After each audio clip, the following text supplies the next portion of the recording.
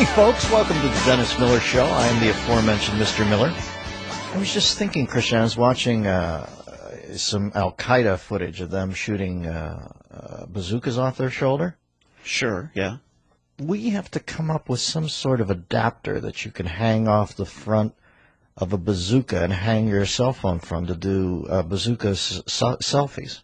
That's a great idea. I think, there's such a narcissistic vibe afoot in the land. And especially in Al-Qaeda. Yeah, Al-Qaeda, they're all in that because, if it's not that, it's, sitting outside the shop with some,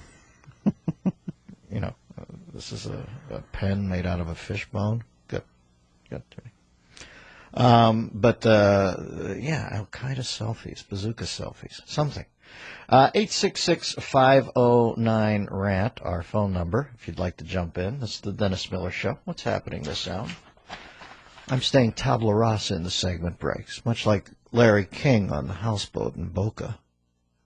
I want to come into these interviews clean. I want to let my innate curiosity about the events of the world, lead me through the interview and not make me, pre-knowledge I find makes me circumspect. Who's on? Author Jane Bussman. All right. She'll tell us about her new book, A Journey to the Dark Heart of Nameless Unspeakable Evil. Really? Yeah. Keep going. Charities, Hollywood, Joseph Kony? Kony. As in the hot dogs? I like the nice Kony. I thought it was spelled C-O-N-E-Y because of Coney Island. No, those are different. These are the Japanese knockoffs made by the Sony Corporation. Yes, they are. They are definitely knockoffs. Well, they were watching the little Japanese guy shove all the dogs down his gullet every year. Before Kobayashi. Yeah, and they thought, we're not even in on the dogs. No. So they came up with something called a Kony, Sony Corp. I'm glad you understand what the book's about. See, you said you were tabula rasa, but you just nailed it. And other abominations. Is it... I'll find out from her. She's obviously got an angle. Is it a joke book? Yeah, it's. I don't know if it's a joke book, but it's definitely a comedic take. She was a writer on South Park at one point. All right, there you go. Well, Nameless Unspeakable Evil then resonates. I'm sure she'll do a good job with it because if somebody came in with that title, unless you're writing a Hitler bio or something. And I am. 866-509-7268, our phone number, and I'll be performing with my good friend Dana Carvey in Washington, D.C. Christian came to see us the other night. Folks, can I tell you, there's you talk about feeling like Private Eddie Slovic before they come to get you, to be the last soldier in this country to be, I think, shot for, what's it called when a soldier goes off? A soldier is, not treasonous, but there's something, they don't call it a courtroom trial, they call it a court-martial. Court-martial, sure. To be killed by court-martial is a guy named Eddie Slovic, and following Carvey feels like that. He's just sitting back there and they go, time, Mr. Miller, because Carvey just leaves nothing out there. But anyway, he and I will be in Washington, D.C. on July 12th and Hollywood, Florida on July 13th. And we will be each closing one of those shows because I'm not doing that every night. Gee. That's heavy lifting. For more information, go to DennisMillerRadio.com and click on Dennis Live. So we're talking about hot dogs in the next segment. There's a great old PBS special called The Hot Dog Special, which you must watch. Some of the great dogs of the land. I bought it in a 2-pack with the great roller coasters of the land from PBS. They did some nice documentaries back there. Before people pointed out that they were being subsidized by public money and that hot dogs weren't safe and therefore they couldn't really probe that. They had to do an anti-hot dog thing before the whole freaking world turned into one big scolding yawn. Dennis Miller Show!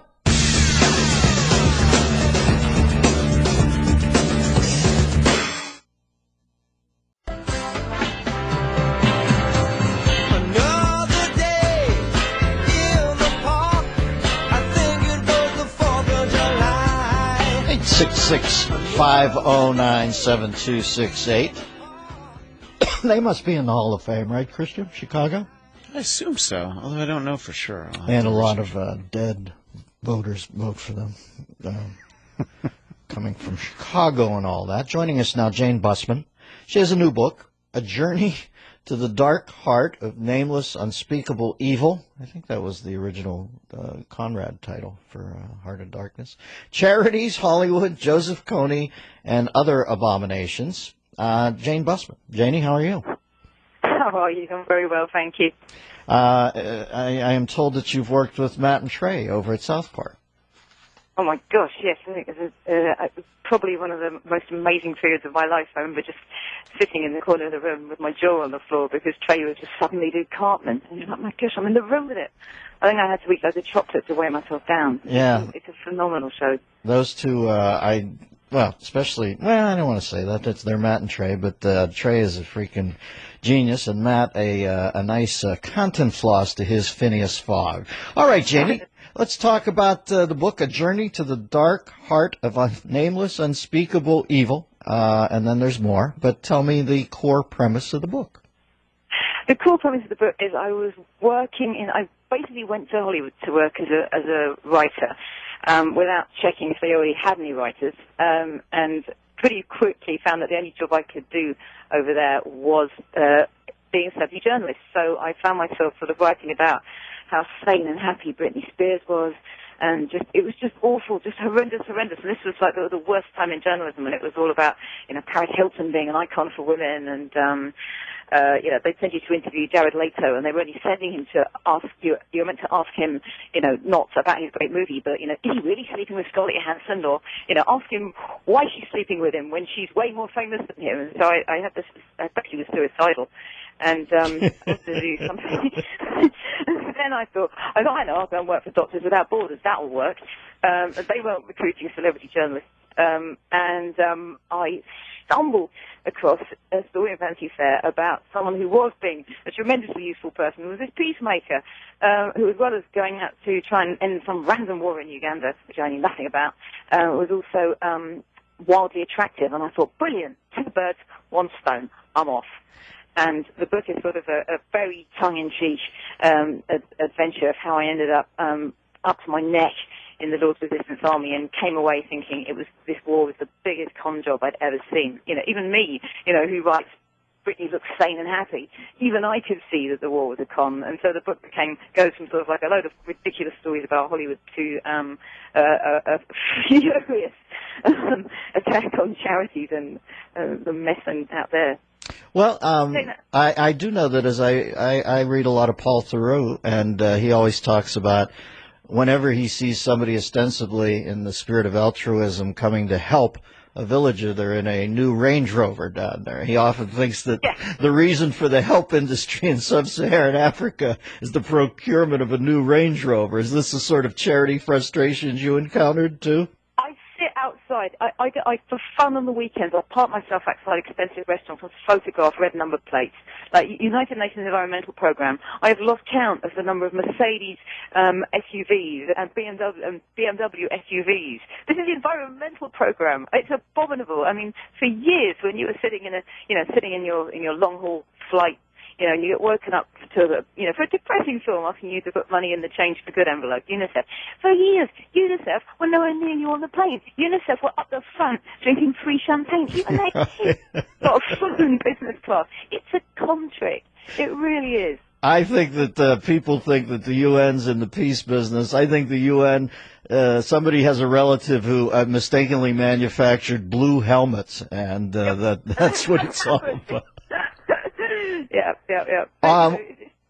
Just let me reintroduce the book, Janie. We're talking to Jane Busman, and the book, I'll bet you it's delightful. It sounds like sort of a Hunter Thompson-esque journey, A Journey to the Dark Heart of Nameless, Unspeakable Evil, Charities, Hollywood, Joseph Kony, and Other Abominations. Who was the charismatic freedom fighter you were describing, or the human rights activist? He's the guy standing next to George Clooney. He's called John Prendergast. He's a force of nature. He's basically someone who sort of goes by on 4 hours sleep, trolls around the world trying to end war. He has the advantage of being extraordinarily attractive. He's rather recklessly agreed to. We're going to the Centre of American Progress on Monday, and I'm going to do the comedy show of the book to his face. I mean, the guy's now married, and I'm going to do a show about having a crush on him. That's a sturdy individual. Is he able to hold any sort of focus in a two-shot with Clooney? Tell me that. Or most people disappear in a two-shot with Clooney. He's able to hold some of your focus? Yes, and it's very funny when you see the photos of them, the Clooney interviewing, a big interview by female journalists. Their chins are always like right down in their big googly eyes. It's a whole new way of doing foreign policy. Well, listen, even human rights activists have to hang off the chandelier periodically. That is the duality of life. Tell me about Joseph Kony and his Lord's Resistance Army, the worst of the guys, huh? Right. Well, even in the New York Times, I've read it described as, someone having sort of like supernatural powers. No, he's a rapist. He's a crappy little rapist is all it is. And it's been built up to mythical proportions because it's become an industry of, a million people mysteriously unable to stop this guy who's worth a fortune in foreign aid to try and get these refugees out of this camp. Amazingly, throwing millions and millions at trying to get refugees out of the camp keeps the refugees in the camp because a fat chunk of the aid went directly into the coffers of the government that herded them into the camps. Mm-hmm. And they'll say, he's got 104 wives. He's got 104 girls he's raped. You can call him a mystical figure if you like, but I went to the church where all of this was supposed to have started. It was this great satanic figure that was supposed to be Coney's, the other person who's possessed by spirits like Coney. It was some bonkers old twit in a nightie. He looked like Michael Jackson. Yeah. The New York Times. Listen, Jane, the New York Times no longer the paper of record, rather a building facade in Manhattan that foreign acrobats climb. That's the way I look at it. It's not what it used to be over there at the Times. We're talking to Jane Bussman, A Journey to the Dark Heart of Nameless, Unspeakable Evil. I can only assume, I read an article once about Billy Joel. He said when he was 18, he thought he was quite mad, and he checked himself into a sanitarium because he was afraid.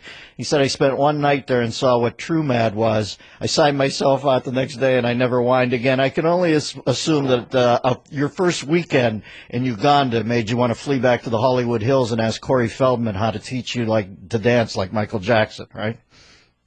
Oddly, and you might laugh, I'm still living in Africa now.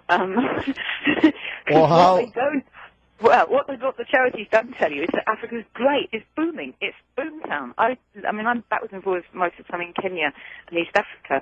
It's absolutely booming. The nightclubs are off the hook. There's an exploding middle class. They say, I can't breathe near me. Oh, is it the bitter sting of tears? No, it's brick dust. There's luxury condos going up on all sides of the street. Oh, that's good to know. I thought a little commerce would solve a lot of the problems. Empathy's fine, but when you're empathizing with somebody and telling them to burn dung in their mud hut to live so they can stay quaint in your eyes, you're asking too much. They need some commerce. Last time I was in Nairobi, I saw a lot of vans spray painted with Tupac and Biggie and all that. I thought this might augur well if they're getting music down here from the West. Yeah. Well, I always joke that when Bono took he wouldn't do a concert for Africans for years, and then when some Africans were having a concert, he finally barges on stage and just starts singing and waving his fingers for no apparent reason. You're in New York, you're in Los Angeles, aren't you? Come to the show. You can have a laugh at Largo. Well, give the info to Christian, or tell us now where it's at so people can come. Where's the show and when? Break it down. That would be fantastic. It's May the 1st at Largo, and we're going to be talking about all of this. It's a comedy about foreign aid, if you can imagine such a thing. And Mr. Prendergrass will be in residence that night? No, I think he'll still be shaking from the Center of American Progress. All right. You can follow Jane on Twitter at Jane Bussman. I can see why Matt and Shrey hired you over there. You're a delight. Thanks for your time, Janie. Thank you, Dennis. All right. Later, Gator. 866-509-7268. Our phone number. I bet you that's a funny book. Sounds like it sounds like it. Bridget Jones meets Isaac Denison or something. Denison. How do you say her name? Anybody know? I like the first way you said it. Denison? Denison. I can't say that, and I can't say agoraphobic or agoraphobic. Which one's that? Was Isaac Denison an agoraphobic? Or is it agoraphobic? I don't know. 866-509-7268, our phone number. Let's go to the voicemails. Paul in San Francisco. And I don't know, do they smuggle tapes into Paul in San Francisco, Christian? It's like Radio Free Europe for me up there. He can listen on the internet. All right. I'm surprised they haven't shut that down in there. You're so cute with your tapes. Paul in San Francisco, voicemail number 4, please. I propose a challenge to Michael Bloomberg and like-minded people. Make your action match your belief. Put a prominent sign on your home and a bumper sticker on your car proclaiming this is a gun-free zone. Criminals, being opportunists like other humans, respond to incentives. Question: why don't the towns and cities where guns are manufactured have the highest rates of gun crime? I didn't get the last part of it. Yeah, I didn't either. That doesn't. I understand the first thing though. I fully do, and I when the there's that fourth paper in New York, the one that's out on the island. What's that called? Newsday. Newsday. I believe they ran a map of all the gun owners in a certain area, and as a reaction to that, somebody did a civil disobedience thing where they went out to the editor's front yard and placed a sign in that said, "This is a gun-free house." And naturally, they came out and took it down right away. But I don't know, if you're going to get into the outing business, as a compensatory gesture, somebody outs back and says that your place is akin to a Quaker village, I don't know why you bridle. Certainly, you would have to walk back in with that sign angry and then have a moment and say, yeah, what am I doing that I did this to somebody else in the inverse, and now I'm angry about it on my end? Maybe an epiphany. Probably not. Dennis Miller Show.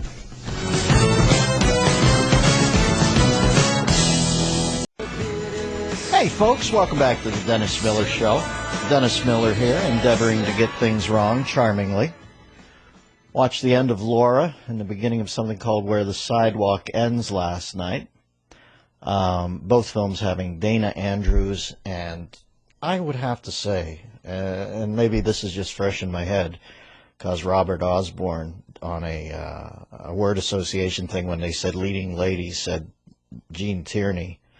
I don't know. I mean, sometimes you miss the point. Everybody has their favorites, but that literally could be the most beautiful human being, men or women, ever in films. I mean, Jesus, she was so gorge. And a really good actress. I'm amazed at the bold choices she took. She has the one film where she drowns her husband's brother. I mean, she has a bunch of quirky choices, and her life panned out so sad that I can't even talk about it. But she was great, and I watched that as I dozed off. And Dana Andrews kind of worked with her. It's a quirky coupling, because he's a little, I don't know, rough-hewn, and she's so fine. But together they were good together. So give it a tumble. Obviously, Laura, which is one of the all-time, I don't know, it's you can't call it a B or a noir. It's above that, but just one step above. Enough to be gritty, but enough to be great.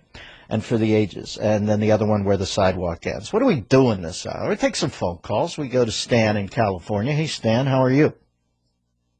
Doing great, Dennis. I just wanted to give you a big thanks from my family, the Shaner family, for supporting the Alpha Resource Center. I saw your picture in the paper. You were emceeing one of their fundraisers, and you looked incredibly happy, and you look younger. You're doing something with that fitness regime. I don't know. I haven't had any work, but I dye my goatee. The Alpha Resource Center is what he's talking about, folks. It's up in Santa Barbara. Work with the developmentally disabled. They do a stunning job. And, anytime you're looking to make a donation in Santa Barbara, there's sweet people over there. Thank you, Stanley. Happy to do it. Blessed to do it, I would say. And I think that's maybe 7 or 8 years in a row. Maybe is it that long? How long have we been on the radio? Because I remember when I first started going there, we didn't have a show. And then it cut back on my ability to go. So we just did 7 years. So if you've been doing I've been with the Alpha Center for 71 years. Yes, you have. Interesting. 866-509-7268. On tomorrow's show, our guests will include Guy Benson, Jonathan Hoenig, And William Shatner, is he having the horse deal guy? Yes, he has that horse deal every 3 weeks. I swear to God, he tells me it's annually. But it's some sort of Trek episode where they flew through a wormhole or something? Well, myself, you, and Bill Shatner are actually trapped in the same transporter beam. And it's on an endless loop. So every day, we actually have that interview with him. If you miss any of those segments, go to DennisMillerRadio.com to join our premium. No, if you could put that in with a horse making a whinny, we'd have Shatner. Look around for what do horses do? Sort of a. Are they laughing? You laughing at me? That was kind of a whiny horse that you did there. A fey horse. But, yeah, try to mash up. And this is what we're all about here. I'd go with the whistle first, right? And then the horse reacts to it. This is Captain Kirk, equestrian.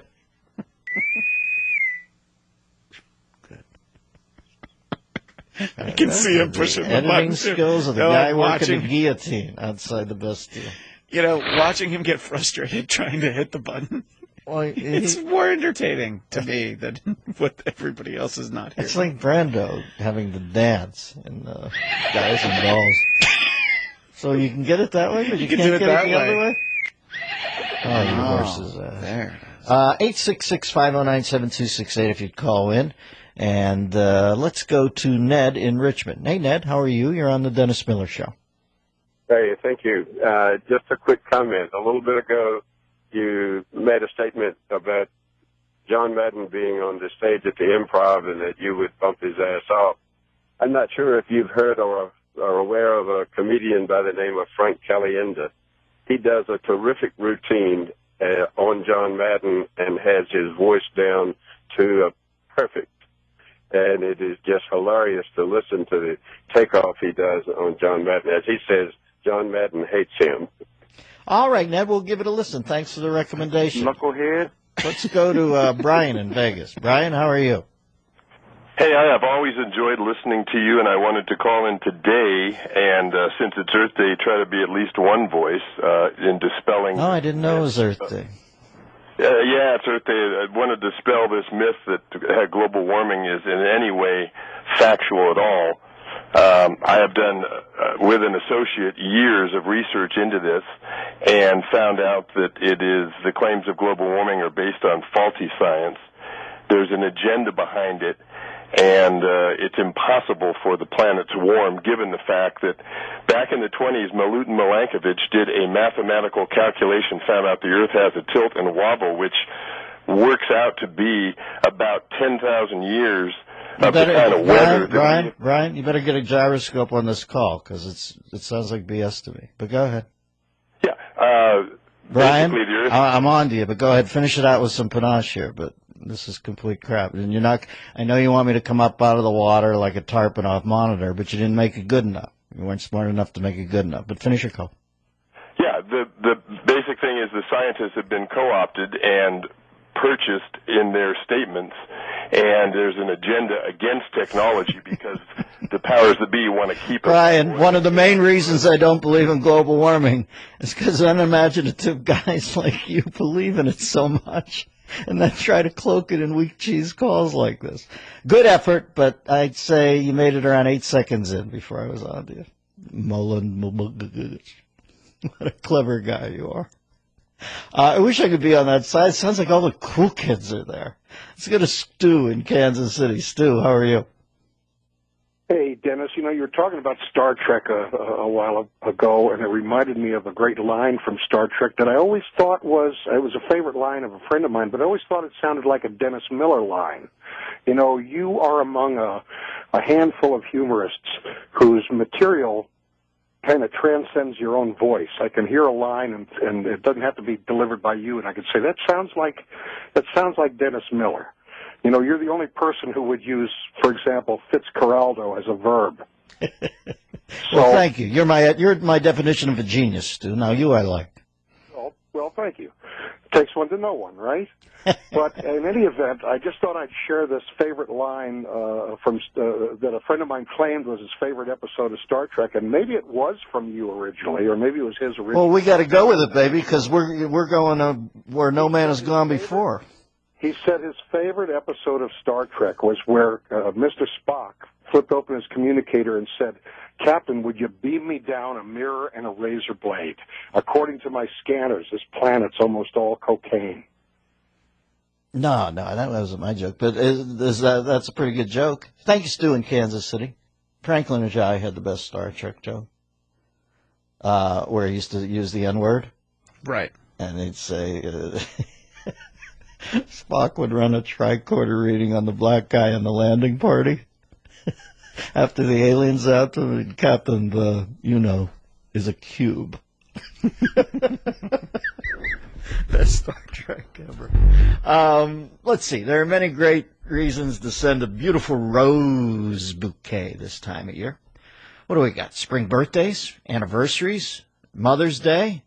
And while sending 1 or 2 dozen roses is impressive, just imagine her reaction when you send 3 dozen roses from 1-800-Flowers.com. She'll be absolutely blown away. And that's why 1-800-Flowers.com has created this exclusive offer just for my listeners. Now, getting close. I don't want Beck's droids hearing this. 36 stunning multicolored roses for just $36. 3 dozen gorgeous roses. $36. Hello? An incredible value, but it's only available this week, so you need to order now. Trust me, this abundant bouquet of 36 roses, the rose, of course, first discovered in Las Vegas, 1936, by Moulton Mausenberg, is simply stunning. And you'll come out of this, trust me, smelling like a rose. Have it delivered tomorrow or lock in this amazing offer for a Mother's Day delivery. To order 36 roses for $36, go to 1-800-Flowers.com.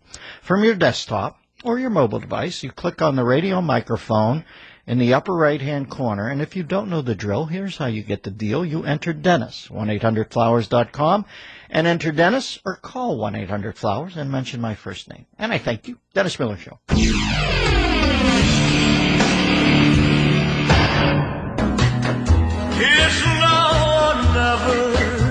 But not the Lord, the King. What was I watching last night? Earlier in the evening. I have to watch Dr. Zhivago in snippets. It's so grim. But I'm a big Omar Sharif fan. And he's just great. Great. But I watch maybe 30 to 40 minutes of it, and I can't watch anymore. So I have to always chase it. You know, my beer chaser is... I flip over and watch Elvis sing for the kids in Viva Las Vegas with Ann Margaret in the orange mock turtleneck and essentially pantyhose, black heels. Like one of the great iconic sexy images of all time. It's my screensaver. And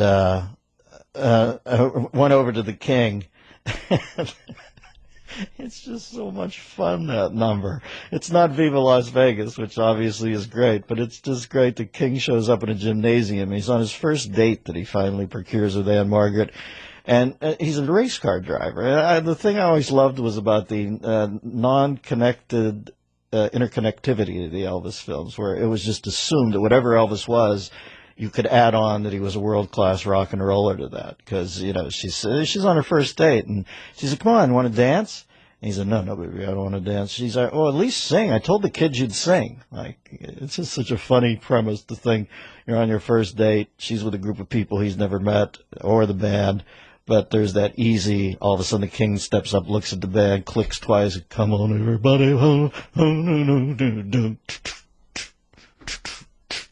And at the end, when they put their legs over each other, doing the Elvis parody, you can tell they balked. I bet you in that moment you can look at that and just see they had that easy camaraderie of people who had completed a bonking run and not held any animus after the fact. Let's go to Steve in Wisconsin. Steve, how are you? Dan, how are you, man? Man, if I could quantum leap, it would be into Elvis's body circa 1972 post the show at Caesars, man. I just watched that. It was unbelievable, man. When he wraps it up with "wise men say," it's just absolutely groovy. What's up, Stevie? I have a volume shake and a perk a damn sandwich, man. He does shake that arm, man. It's beautiful. He always puts the fingers 4 and 5 up. I love that move. He clasps the index in the middle with the thumb, and he throws up 4 and 5. It's like something he must have picked up with the hang loose in Hawaii. Anyway, what's on your mind? Two TCB, baby, TCB. Hey, I was wondering if you had a chance to check out the awesome Billy Crystal's new 700 Sundays on HBO. No, Marty Short told me that he went to see it. He said it was absolutely great. Is it great? Brilliant, man. I just caught the first 10 minutes this morning, but I can give you a little preview. I won't ruin it for you. But he talks about, he comes up, he's recounting his life, and he says, my Brits, he goes, this is when they cut off the top 7 or 8 inches of your penis. he says, they had to get a lumberjack involved in the process. He goes, foreskin. This thing's a 5-skin. I can hear Billy's rhythms, man. I'll give it a tumble, Stevie. Thanks for reminding me. Yeah, Marty said it's just unbelievable. 866-509-7268. We go to Jim in Florida. Hey, Jim, how are you? Hey, dude, I gotta agree with you with Anne Margaret. And but you know what though? The movie Tommy with the Who, Anne Margaret was in this like velvet silk type of tight hot pants. Yeah. Oh my God! I think she blows away Stella Stevens and Ellie Mae in the other Elvis movies. Yeah, she was, for me, the quintessence. Although Shelley Fabre's in there in a nice second slot. But Anne Margaret, yeah, she's rocking it in Viva Las Vegas. What's on your mind today, brother? Well, the reason why I called, I wanted to find out, I was watching a Chris Farley movie yesterday, and I know you were in the same realm, back at... Yeah, I think I did 2 years with him. Yeah, what was the funniest thing you ever seen him do? And were you surprised when he passed on? I'll let you go.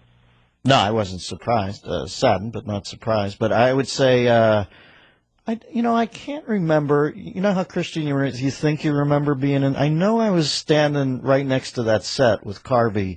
I can remember that in my mind's eye for Chippendales. We went in to watch it. So I know I was there for that. But I love that's not my favorite Farley bit, although that's one of the seminal moments in the history of Saturday Night Live. But as a recurring character, that guy who lives in a van near the river used to lay me out. Matt Foley. And I can't tell, I can't remember ever being right there, and I'm wondering if he only hatched that after I had left. Did he come in with Foley? Do you remember? No, I'm scanning something as I speak to you. No, you look that up. I believe he premiered in 1993, so that was a couple years after you were gone. Okay, because I would have thought that would be my favorite one, but I can't say I was ever there close. And Chris was a bit of a wild man, a sweet enough guy. I can't say I ran with him a lot, but very self-effacing and kind of shy. And like I said, it was my job to be Lou Gossett Jr., an officer and a gentleman. I was sent in to make fun of the new kids, and the veterans would delight in me ripping them a new one. So I used to tear into him incessantly about his weight and his proclivities. So we had that exchange, but it was all done. Listen, it's a locker room. I know, Richie Incognito, we're all going to come together, and that's the new UN chamber is the locker room. But I kind of like going to jobs where it's rough and ready and somebody rips you a new one. I remember getting ripped a new one when I was there by Frank, and I always look back on that and think it gives you some sort of right stuff imprimatur. I don't know why it always has to be soft nowadays for us. Why we're all looking for a place that's a rancor-free zone. I love being on Saturday Night Live, and part of it was, man, it was a rough place, and there were high demands. And if you didn't do it, you got weeded out. Probably within 3 weeks, you'd get whacked. You could go from being on that show to off that show in 3 weeks if you skunked it up enough. And they'd keep you on the show till the end of the year because they need bartenders in scenes. But you weren't in anything integral, and I dug the juice of that. But I just remember Franken saying to me, I remember when my first week there, Franken was the executive producer, and I had the right. At that point, Weekend Update was written by everybody, and I was more than happy for the help. Now, I would say, literally within around 10 shows, it became Herb Sargent and I writing it, and somebody else had a great idea for a joke. They'd throw it in. We weren't, paranoid about it or anything, but he and they kind of left us to our own devices because it seemed to be working in a year where things weren't working. But I remember before that, when I was unknown there and I had to go in and run jokes by Franken, I can remember sitting there terrified at the base of Franken's desk on a Friday as he read through the jokes I had written, and him looking up at me and saying, after 15 minutes, maybe me sitting there sweating, saying, well, these would be great, but if we were doing an unfunny show, wouldn't it? He says, He said, when are you going to bring the funny jokes in? He said, but these, 10 out of 10 when we do the unfunny show. And I guess you're supposed to walk away now and say, Franken owes me an apology, or I was brutalized. I remember thinking, in retrospect, that was one of the best things anybody ever did for me there, because I started formulating rhino skin right there, man. I thought, all right, brother. That and another moment I had with Jim Downey, the head writer, where he just illuminated in me in a much more touching way, I thought, than Al's did. But that's Al's way. I don't begrudge him that. But I remember walking out of there thinking, all right, big boy pants now. This isn't the yuck yucks outside of Detroit. This is SNL. You got around 3 weeks here. Stayed all night writing jokes. I had to correct them because I was always wrong with the tenses.